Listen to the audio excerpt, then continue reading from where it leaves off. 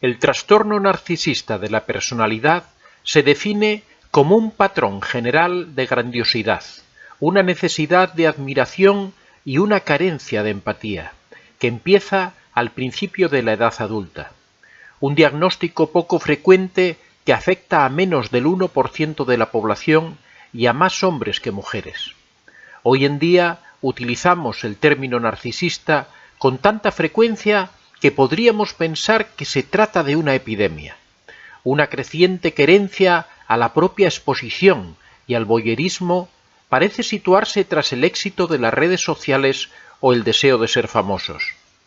Sin embargo, una página de Facebook o de Instagram repleta de selfies con morritos y posados frente al espejo puede y debe hacernos cuestionar el buen gusto de una persona, pero no implica que sufra un trastorno psicológico. El trastorno narcisista de la personalidad se define como un patrón general de grandiosidad en la imaginación o en el comportamiento, una necesidad de admiración y una carencia de empatía que empieza al principio de la edad adulta y que se da en diversos contextos. Se trata de un diagnóstico poco frecuente. Se estima que afecta a menos del 1% de la población general y a más hombres que mujeres. El egocentrismo y la carencia de empatía se sitúan detrás de una tendencia a la manipulación e instrumentalización de las relaciones sociales o a una utilización excesiva de la mentira. Sin embargo, el sentimiento de superioridad no está reñido con la fragilidad. Los narcisistas pueden sentirse humillados con facilidad y pueden desplegar estrategias defensivas o agresivas cuando sienten su supuesta valía amenazada o confrontada. Para la persona narcisista resulta muy difícil mantener una relación afectiva estable y satisfactoria. Frecuentemente se dan comportamientos donjuanescos situando a su conquista como un logro o como complemento para la reafirmación de su historia de vida. Sus relaciones se rigen en términos de idealización o de evaluación del otro.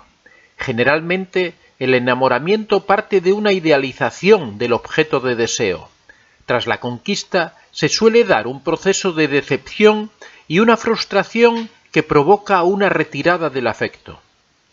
Acostumbran a ser relaciones cortas, aunque es posible que se prolonguen alternando fases de idealización y de evaluación de manera sucesiva. ¿Y cuáles son las causas? Existen investigaciones que apuntan a un origen en la infancia siguiendo la tradicional lógica psicodinámica de la culpa es de los padres. Las evidencias científicas lo avalan parcialmente.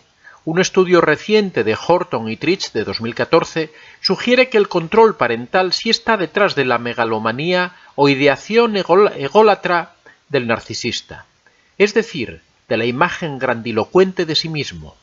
Sin embargo, descarta otros factores que tradicionalmente se venían asociando, como son la frialdad afectiva, la sobrevaloración parental o la supervisión exagerada.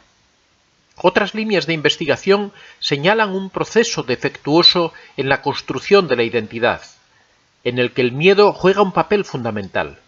Desde esta lógica, el individuo construye una idea de sí mismo megalómana como respuesta defensiva o evitativa a su experiencia temprana, percibida como negativa o amenazante. El miedo activaría el rechazo a una identidad no deseada. En cierto sentido, una alta sensibilidad al miedo podría situarse detrás de un proceso de construcción de la propia identidad alejado de la realidad. La neurociencia ha aportado evidencias que apoyarían esta tesis. Los sujetos diagnosticados con trastorno narcisista de la personalidad presentan unos niveles mayores de cortisol, hormona cuya activación está modulada por el miedo o el estrés. Sin embargo, en lugar de suponer que el miedo se sitúa detrás del trastorno de la personalidad, también podríamos argumentar simplemente que el narcisismo provoca estrés. La falta de consenso en su etiología podría estar parcialmente explicada por su heterogeneidad. El trastorno narcisista de la personalidad podría no tener un patrón tan homogéneo como tradicionalmente se ha defendido. En la última década ha tomado relevancia una clasificación basada en 3 subtipos: el narcisismo exacerbado no es un aspecto carismático más de personas excéntricas con mucho ego. A largo plazo, el trastorno narcisista de la personalidad puede provocar un profundo malestar psicológico. El primero, denominado tipo grandioso maligno, se compone de individuos manipuladores, ambiciosos, ególatras y agresivos. El segundo, tipo frágil, incluye sujetos ansiosos y solitarios con un autoconcepto que alberga ideas grandilocuentes de sí mismo con un mecanismo defensivo ante los otros. El último grupo, llamado tipo alto funcionamiento exhibicionista, se refiere a individuos ególatras, extrovertidos, enérgicos, carismáticos y generalmente exitosos en sus carreras profesionales. Sea cual sea el tipo referido, el narcisismo exacerbado no es un aspecto carismático más de personas excéntricas con mucho ego. A largo plazo, el trastorno narcisista de la personalidad puede provocar un profundo malestar psicológico tanto en las personas que lo padecen como las que le rodean. ¿Pero afecta por igual a hombres y mujeres? En la tradición psicoanalítica, Freud alcanzó sus cotas más altas de sexismo cuando afirmó que las mujeres tendían más al narcisismo que los hombres, basándose en su tendencia a ser objeto y no sujeto de amor y a una mayor preocupación por su apariencia física. Sin embargo, la evidencia científica muestra lo contrario. De acuerdo a un reciente y ambicioso metaanálisis desarrollado en la Universidad de Buffalo, el narcisismo afecta más a los hombres y existen diferencias de género significativas.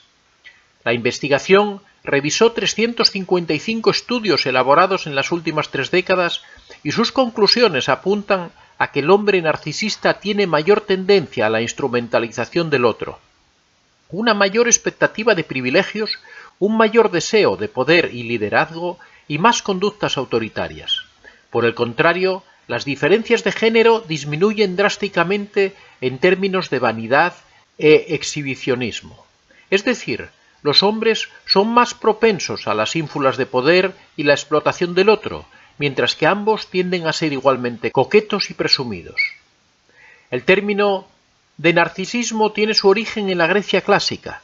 De acuerdo al mito, Narciso era un joven de una gran belleza que dejaba a su paso un reguero de mujeres enamoradas. Entre sus admiradoras se encontraba la ninfa Eco, anteriormente condenada a sólo ser capaz de repetir las últimas palabras que escuchaba. Un día de cacería, Narciso vagaba por el bosque y escuchó un ruido. Era Eco. Cuando Narciso preguntó «¿Hay alguien aquí?», la ninfa respondió «Aquí, aquí». Eco se mostró y Narciso se negó a aceptar su amor. La ninfa despechada se ocultó en una gruta y allí se consumió hasta que sólo quedó su voz. Narciso fue castigado por su engreimiento. La diosa Némesis hizo que se enamorara de su propia imagen reflejada en un lago. Atrapado en su propia contemplación, acabó arrojándose al agua y murió ahogado. Allí creció una flor, un narciso.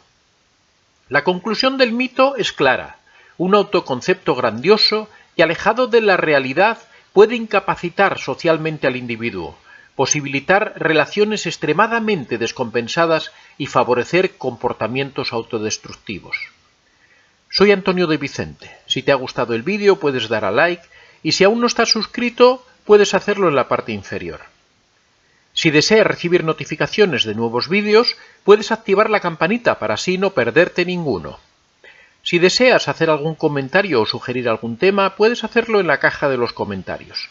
Muchas gracias a todos y que seáis realmente muy felices.